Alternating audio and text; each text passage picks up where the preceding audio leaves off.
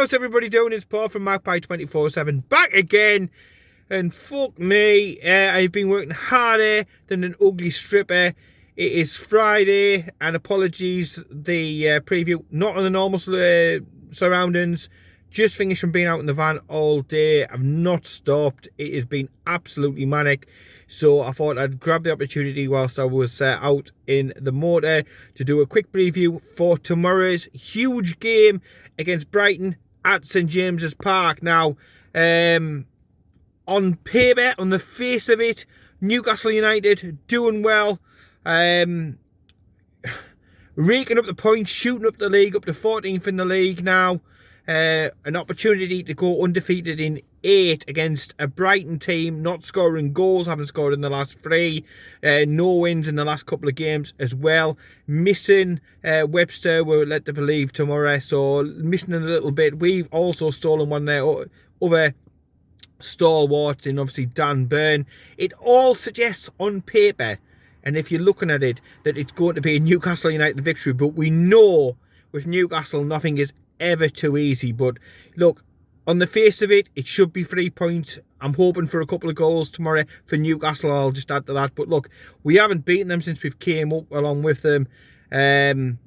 So I think it's going to be difficult. I note the referee. He's not out. A friend of mine, and you know I'm travelling up there again with the nerves, but I'm excited at the same time. And at the beginning of the season, you wouldn't have had that. It was more a case of going through the motions, meeting with Kyle, chatting. But now you go there with an expectation, a sense of excitement. What ifs? Who's going to play? All positives these days going up to Newcastle. 240-mile round trip for yours truly. But again, can't wait to do it. You know, the football at the moment is good, and it's getting better. You know, there's the excitement around set pieces, for free kicks, corners. We're playing better football, more front foot football. We're a totally different beast to under that absolute piss flap, Steve Bruce, who again, surprise, surprise, shock horror. It's not a shock horror to any Newcastle fan that he is still struggling down at West Brom, but you know, back to matters at St James's Park. There is a huge opportunity tomorrow to get 3 very, very important points, which again takes us another gigantic step towards safety. And that's all it still is about for me this season. Some people have said, oh, how can we finish, Paul? What can we do? But for me, it's still maintain, get as close to or past that 40-point mark as possible, get safety as soon as possible. The league position this season doesn't matter. I want to get this season done with and in the record books, because I'm hoping that this is the last season that we are flirting with relegation. We have done it time and time and time again. It's time to move on and move onwards and move upwards. But it's, like I said, it's not going to be easy against this lot. You know, Brighton have received a lot of plaudits this season. They play better away from home than they do at the Amex as well. A 3-0 Paston still lives in the memory from not too long ago at St James's. They're generally not great games against Brighton, but look, the Eddie Howe factor, it's just great. It's just great to be able to see. And we could do with getting another victory. We're obviously some very, very tricky away games coming up. We've got 3 away games on a trot within the space of a week and a bit. So it's just better to get and make hay while the sun is shining. And the sun is shining on St James's tomorrow, no doubt about that. So looking for Newcastle to get the win tomorrow. I am expecting that.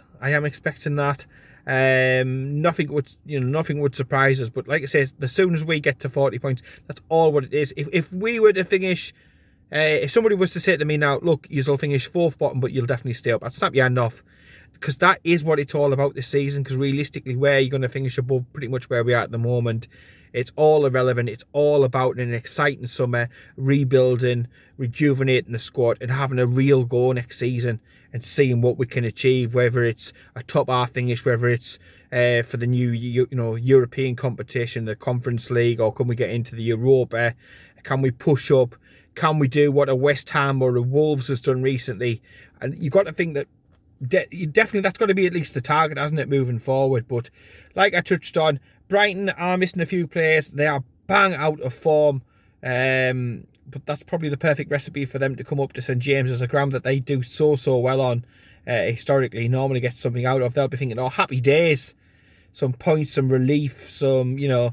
But like I say, earlier on in the season, apologies, like I said about in the car, earlier on in the season they were, you know, fighting up towards the top, but their form has flitted away. It doesn't help with Newcastle going after certain players. Newcastle obviously as well after their obviously Dan Ashworth as well, who's on gardening leave. I'm expecting to hear some news on that in the next week or two. I can't imagine it going on much longer with the clubs talking about compensation during his gardening leave and stuff. But yeah, back to the matters in hand tomorrow. I expect Newcastle to be unchanged again. I think Eddie Howe will reward players who come in, do a job and don't let them down. And I think the team hasn't let them down recently. So that will probably mean that St Maximin will be on the bench. He's trained today. So that's really good and positive, but he hasn't trained for the rest of the week in with the group. So I can't imagine him starting. I know he's an amazing talent, don't get me wrong. And the temptation is to put him back in there, isn't it? Of course, and maybe take Jacob Murphy out. But look, I don't think Murphy's done, done bad. I think ASM will come on the, will be on the bench. I think Bruno will still be on the bench.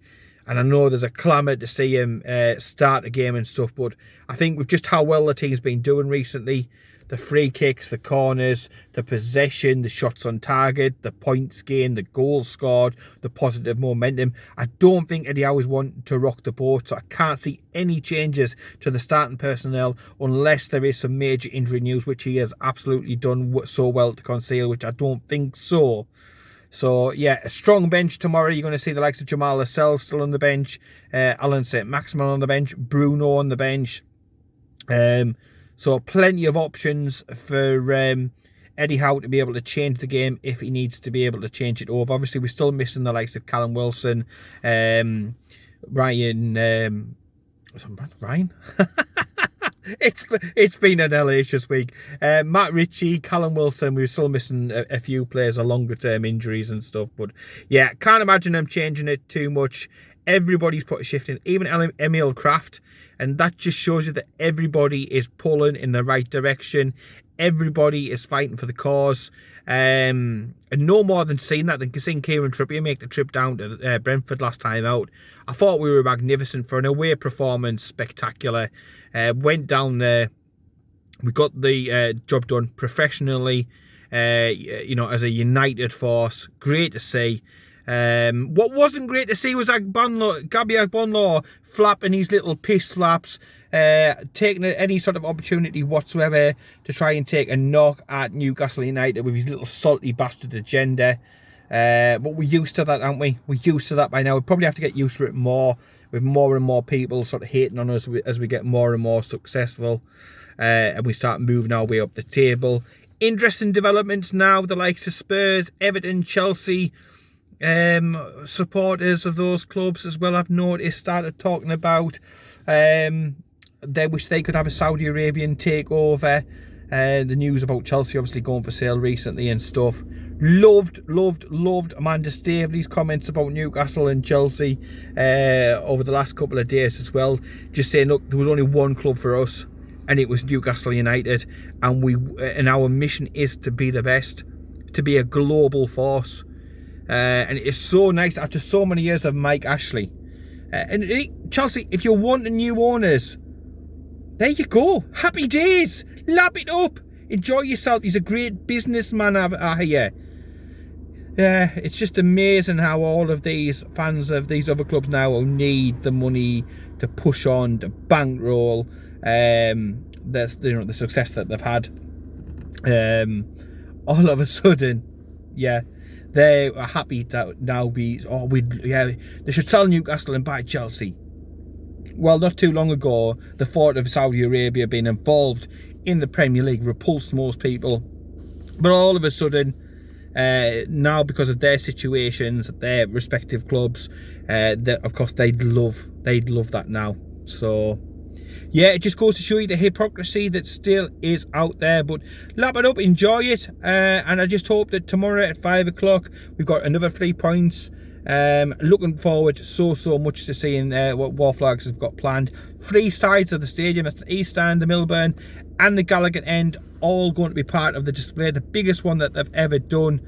I'm expecting some big giant surface maybe at either end and lots of the other flags up on the East Stand, but no doubt it'll rank the atmosphere up. And Eddie Howe talked about it today in the press conference, that he's been blown away by the support of the fans. They've stuck with the team even when things have been hard, even when they've gone behind. The fans have continued to sing and create the atmosphere, and that has set the platform and set the scene for Newcastle scoring goals, doing well, getting the points and climbing up the table for 14th. So look, let's get another 3 points tomorrow, and then we'll be back to normal with regards to the reviews and previews of the games. I'm hoping for an easier week next week, I really am, because I'm absolutely fucking shattered, I'll tell you that, honestly. Like I said, I've worked harder than an ugly stripper this week. I feel absolutely knackered, but looking forward to getting home, getting sorted, and then up 240-mile round trip, see Newcastle again, do the business, get the points, and just again, like I said, take a massive step towards safety. But it will not be easy against Potter and Brighton, who, like I said, they deserve a lot of credit for what they've tried to do, the style of football, trying to improve, trying to push on the club. And it's probably maybe down to Newcastle that they've had their little bit of a blip with the way that obviously we've targeted Brighton a little bit. But honestly, we'll leave you alone now. Now we've got Dan Ashworth, and we've made a couple of acquisitions from you. I'm sure that the powers that be will pick on somebody else now, for want of a better word. But yeah, we'll be back to my normal surroundings. I was sick of seeing the van today, to be honest. I've been out literally all day. We've been out on the road, driving here, there and everywhere, meeting people. Nothing going to bloody plan. One of them days, one of them weeks. But it's the weekend now, thank goodness. And all I want to see is a Newcastle United win. Look, I'll take one going in off Joe Linton's arse again to continue on his fine form in the 90th minute, if that's what it takes. Looking forward again, actually touching on Joe Linton, seeing him out there again. Who would have thought this? What a world we live in. What a world we live in when we're looking forward to seeing the Joe Linton, what he can produce. You kind of keep the fine run going and all that. Joe Willock as well, finding the goals. That's what I mean. So many exciting things to be able to think about going to the match. I'm so positive and infused about everything. But not too long ago, you just couldn't see an end to it, could you? But yeah. So looking forward to the game. And in the meantime, subscribe to our YouTube channel. We're on TikTok as well. If you search Magpie 24/7 on TikTok, we're on there as well as Facebook, Twitter and Instagram. So yeah, subscribe, like, comment, enjoy. Car's joining now as well. Take care, keep it tuned, and I'll speak to you later.